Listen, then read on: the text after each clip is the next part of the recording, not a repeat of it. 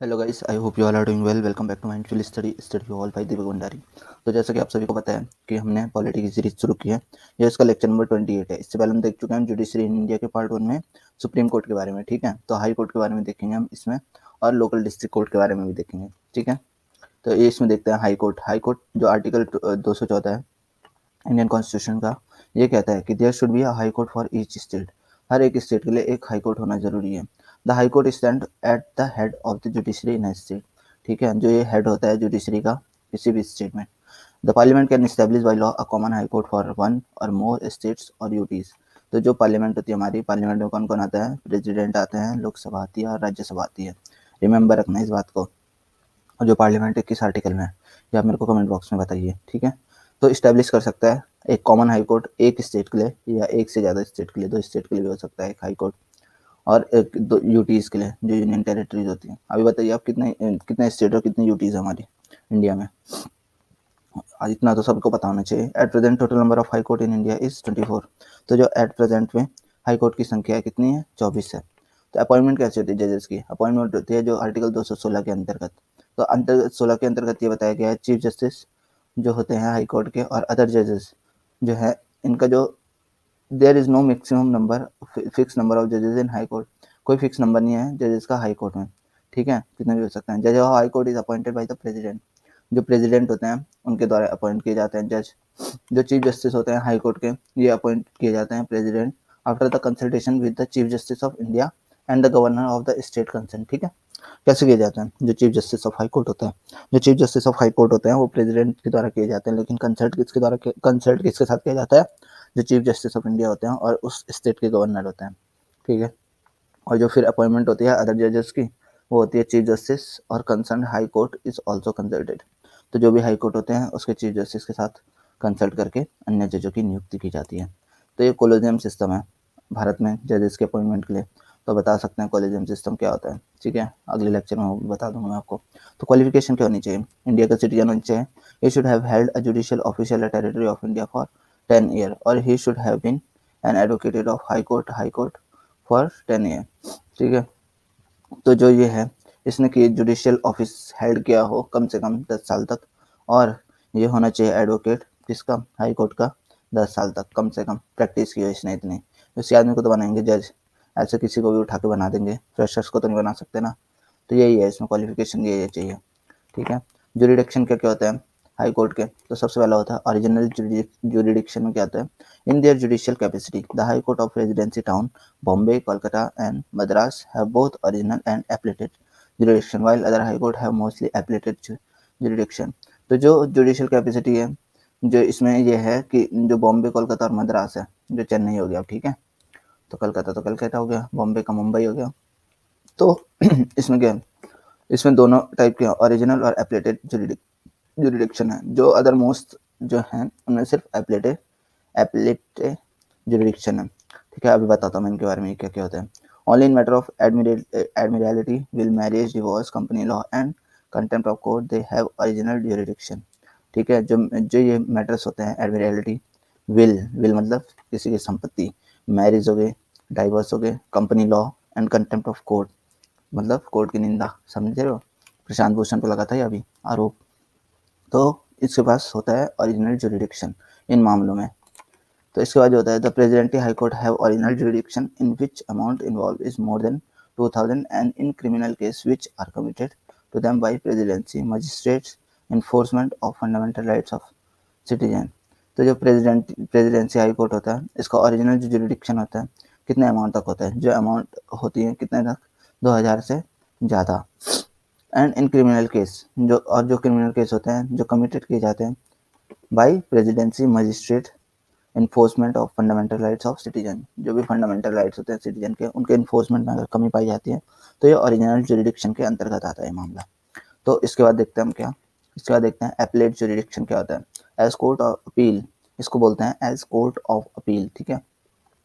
All high court entertains appeal in civil and criminal cases from their subordinate court as well as on their own. They have, however, no jurisdiction over tribunal established under the law relating the armed force of the country, ठीक है। जो court है, court of appeal बोलते हैं इसको, ठीक है। वैसे समझ रहे हो? अगर किसी ने अपील की है तो जो हाई कोर्ट होते हैं ये उनके सबऑर्डिनेट कोर्ट के साथ मिलकर उन अपीलों पे विचार किया जाता है। लेकिन जो ट्रिब्यूनल इस्टेब्लिश किए गए हैं उस पर इनका कोई वो नहीं है, जो आर्म फोर्स एक्ट के तहत किए गए हैं, ठीक है। तो इन पे कोई अधिकार नहीं होता इनकी अपील्स पे इनका, तो ये अपना मैटर ट्रिब्यूनल्स में ही हो जाए। तीसरा आता है रिट्स ज्यूरिडिक्शन, जो अंडर आर्टिकल 226 है। मैं रिट्स के बारे में पहले बता चुका हूँ आपको, रिट्स के बारे में कंप्लीट लेक्चर ले चुके हैं हम। आर्टिकल 32 के अंडर आती है, heart and soul of the constitution. 5 writs होती हैं, ठीक है। अब मैं इसको बताऊंगा फिर दोबारा, तो ये फिर दोबारा लेक्चर लंबा हो जाएगा। तो जो 226 होता है, to be constitution the high court are given power of issuing writs not only for the enforcement of the fundamental rights but also for the other purpose. Fundamental rights में नहीं, और चीज़ भी होती हैं इसमें, अदर पर्पजेस के लिए भी रिट्स जारी की जाती हैं। किसके द्वारा? ये आर्टिकल 226 के द्वारा, हाई कोर्ट के द्वारा। In exercise of this power a high court may issue the same type of writs under the direction which supreme court is empowered to issue in article 32। ये देखो मैंने बोला वही आर्टिकल 32 में जो रिट्स हैं उसी के तहत ये भी दे सकते हैं, हाई कोर्ट भी दे सकते हैं, हाई कोर्ट भी रिट्स जारी कर सकता है, ठीक है। जो जुडिक्शन होता है ये रिट्स जारी करता है under article 226 is larger in the case of high court, ठीक है। सॉरी। तो जो इनका जुरिडिक्शन का एरिया होता है वो बड़ा होता है सुप्रीम कोर्ट से। सुप्रीम कोर्ट सिर्फ और सिर्फ रिट्स जारी कर सकता है, किसके लिए? हाई कोर्ट के लिए।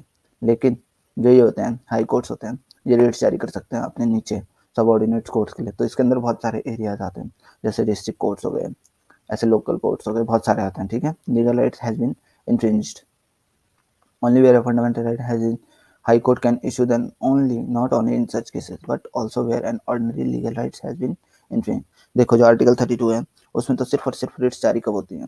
जब हमारे फंडामेंटल राइट्स का हनन हो रहा होता है। लेकिन जो हाई कोर्ट होता है इश्यू कर सकता है ऑर्डिनरी लीगल राइट्स में, अगर ऑर्डिनरी लीगल राइट्स भी हमारे इन्फ्रिंज हो रहे हो, ठीक है। इसके बाद हम देखेंगे लोक अदालत के बारे में, जो under the legal services authority act है 1987 का। किसके? लीगल सर्विसेज अथॉरिटीज एक्ट 1987 का। तो Lok Adalat have been give a statutory status. तो स्टैट्यूटरी स्टेटस दे दिया गया, मतलब लोकसभा लोक अदालत एक स्टैट्यूटरी बॉडी है, ठीक है, जो स्टैट्यूट की गई है बाई लॉ के द्वारा, किसी एक्ट के द्वारा अमेंडमेंट करके, ठीक है। The M of Lok Adalat are secure justice to the weaker section and mass disposal of the case of reduce cost and delay, ठीक है। जो लोक अदालत होती है सिक्योर करते हैं किसको? जस्टिस किसके लिए? वीकर सेक्शन के लिए। और mass disposal of the case of reduce cost and delay, जो हमारे केस चल रहे हो लंबे समय से तो उनको जल्दी से जल्दी निपटारा करने के लिए, क्योंकि आपको पता ही है अगर एक केस चलता है तो बहुत सारे हमारे पैसे लगते हैं, मतलब बहुत सारे मनी लॉस होता है, टाइम वेस्ट होता है। मनी से बढ़ के सबसे बड़ी मनी कौन सा है? Time. Time is a money बोलते हैं ना लोग, तो ये बात समझनी चाहिए आप लोगों को भी। जो लीगल सर्विस एक्ट प्रोवाइड करता है लोक अदालत को to be organize by the state और डिस्ट्रिक्ट अथॉरिटीज। जो स्टेट और डिस्ट्रिक्ट अथॉरिटीज होती हैं ये प्रोवाइड करता है लोक अदालत को, ठीक है, ठीक है। जो अथॉरिटीज एक्ट है 1987 का, ये जिले में जो भी अधिकारी होते हैं उनको लोक अदालत लगाने का प्रावधान प्रस्तुत करता है, ठीक है। तो लोक अदालत के बारे में हो गया हमारे। तो जो जुरिडिक्शन होता है लोक अदालत का बहुत वाइड है। Any matter following within the jurisdiction of civil, criminal, revenue courts और ट्रिब्यूनल्स, ठीक है। जो भी मैटर्स होते हैं जो फॉल करते हैं किसके जुरिडिक्शन में? सिविल जुरिडिक्शन में, क्रिमिनल जुरिडिक्शन में, रेवेन्यू कोर्ट्स होते हैं और ट्रिब्यूनल्स, इन सब के मामलों में लोक अदालत फैसला ले सकती है, ठीक है। A case goes to the Lok Adalat if the two parties make a joint application to compromise, ठीक है। तो ये वो वाली बात है, लोक अदालत ऐसे काम करती है कि बारी बार समझौता हो जाए। दोनों को पता है कोर्ट में जाएंगे तो बहुत लंबा खींचेगा, पहले इतने सारे पेंडिंग केसेस हैं। आपको पता है जो ये क्या बोलते हैं सुप्रीम कोर्ट में बेंच बनती है, 9 जजेस की बेंच बनती है, 5 जजों की बेंच बनती है और 13 जजों की बेंच बनती है। तो इनके सामने भी अभी बड़े बड़े मामले बहुत वो पड़े हुए, पेंडिंग पड़े हैं। तो जो 9 जजों की बेंच है उसके सामने कम से कम 5 जो फैसले अभी पेंडिंग पड़े हुए, केसेस पेंडिंग पड़े हैं। तो लोक अदालत ऐसी है कि भारी बार समझौता हो जाए, दोनों का पैसा बच जाए, अगर दोनों पार्टी कॉम्प्रोमाइज करने के लिए तैयार है।